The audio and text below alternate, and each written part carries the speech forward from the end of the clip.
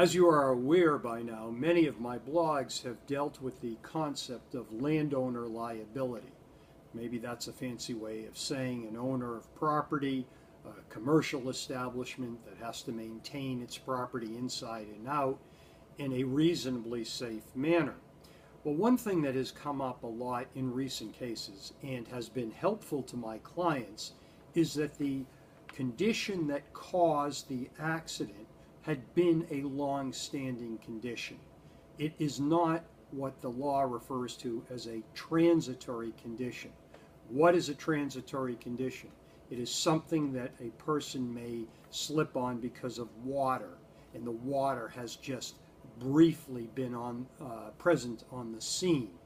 But a long-lasting situation, a condition on the property, suggests by its nature that the object that gave rise to the accident had been there for a longer period of time.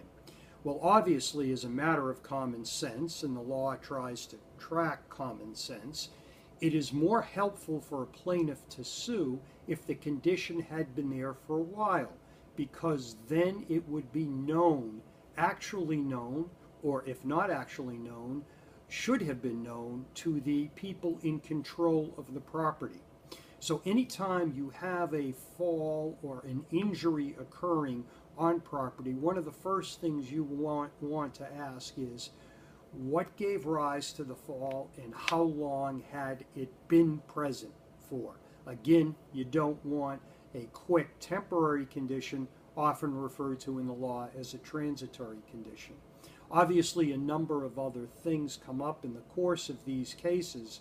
For example, a stairway case. Was there a handrail? What is the size of the risers and the treads? Are they uniform or within acceptable deviations, or is there too wide a deviation? Did a person fall over a single step? And there are people who will tell you that a single step is inherently dangerous. And of course, what always comes up is lighting in these cases of landowner liability. Was the area illuminated enough? Was it sufficient? The experts will call it candle power, but was it the kind of thing that had natural light from a window, or did it have appropriate lighting, illumination, and so forth? Was the lighting in good working order? Was it on? Was a switch accessible?